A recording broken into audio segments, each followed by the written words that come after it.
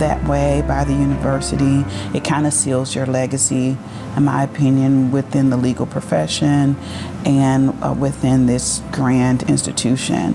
And because of the mission and vision of St. Louis University, to have your name coupled with that, it is really the highest honor.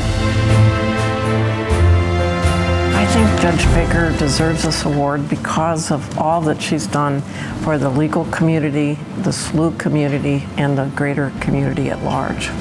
And her meteoric rise, of course, has to do with the fact that she was intelligent, hardworking, and a very respected person by all. She was always willing to help. She volunteered to be on various committees in all of these courts and other committees across the nation. So she has a stellar reputation, and that's why she is so respected.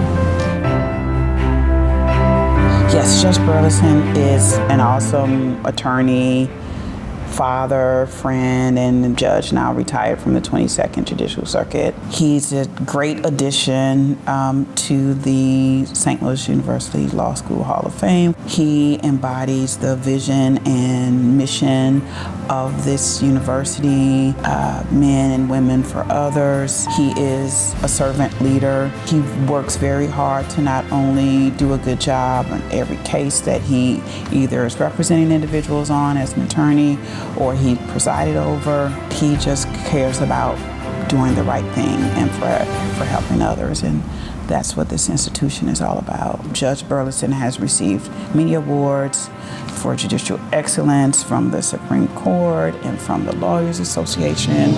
His record and his work speaks for itself, but I think this is really like the icing on the cake.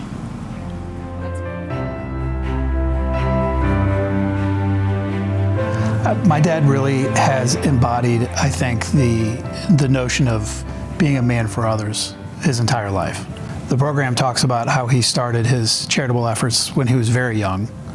But since then, he just really hasn't stopped. He spends his Wednesdays now helping with a county office, St. Louis County office in North County, mostly just notarizing documents because all their notaries are no longer at that office. So he just goes up there and notarizes documents for like half the day. He's very smart. So my dad, I've always been kind of floored by his ability to pick up an issue, look at it, know where to find an answer, or at least hint at an answer, and then formulate very quickly why that's the right answer. Number two is he really doesn't take anybody's stuff. So if he is particularly in a litigation context, but in any context really, he's not keen on rolling over for anybody.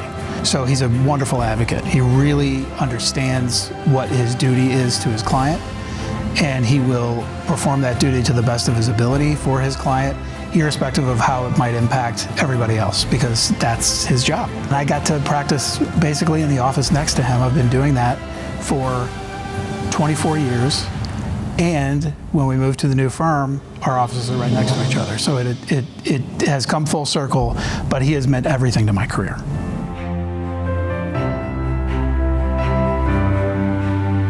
When I think of Ellen Harshman, I think of service and leadership.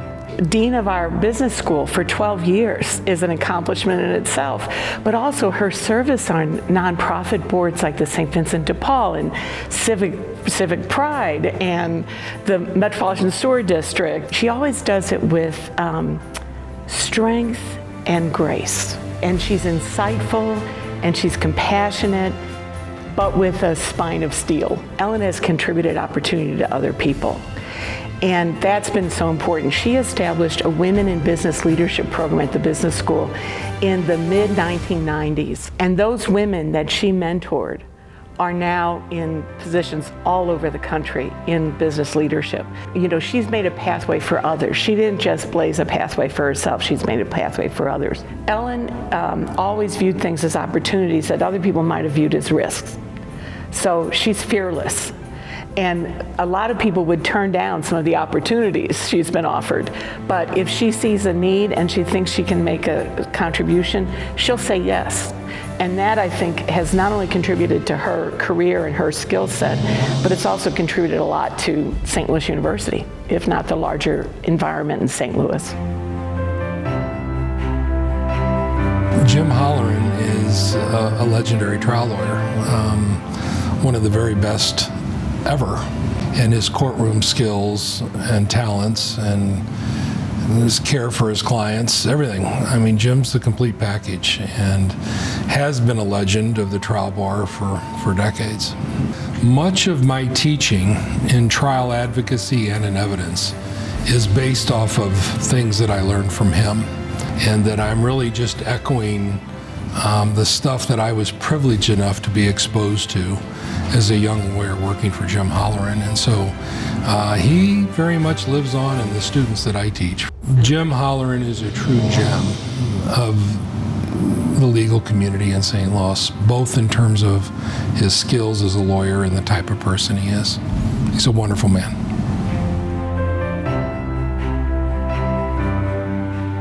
It's really a great honor for someone who's dedicated himself to the practice.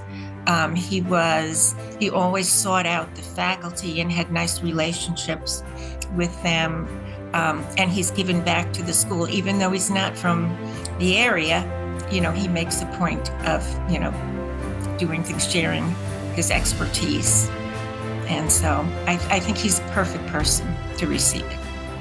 He was just, for that age, we were probably in our early 20s. You could tell he had a very strong conscience. He was very committed in everything he did, very steady, very compassionate person, but at the same time, very quiet about it. And he's gone on to be, a tremendous success in the labor field, and has shared that with the university through the symposium. I know labor law was always a very kind of a family thing for them. His father owned a restaurant when he was growing up. I think he kind of had the skinny on what it was like on the other side. I think it probably informed his going into that. But he was always very diligent in making sure that he had covered all the bases. He just wouldn't do it any other way. Mike has just had an amazing career.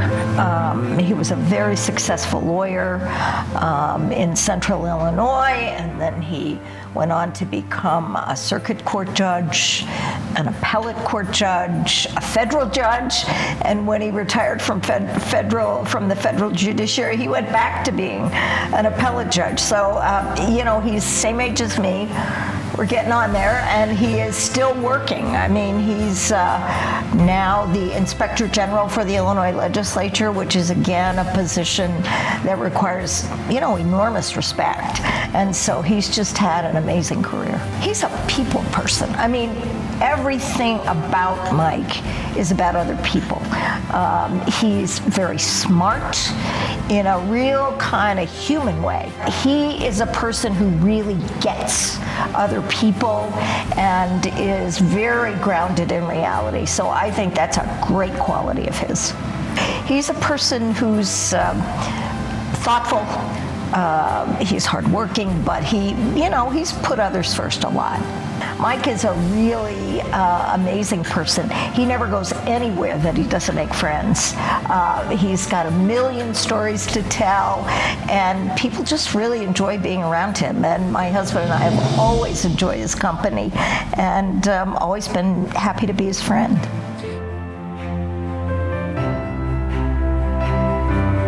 I think the Fleur de Lis Award is the thing that touches people's hearts the most. Not only the people that receive it, but the people that hear the stories. I've come to every single ceremony. I would never miss it because I walk out feeling 10 feet tall because I'm part of this community. And when I see who these people are and what they've done, I feel validated too. I feel this is important work we're doing in this building and in the community. And when you hear the stories of what people have done and how they've done it, because the award is not just for succeeding in your career as a lawyer. It's for being the kind of person that really lives the Jesuit mission. And so I find it to be an inspiration every year.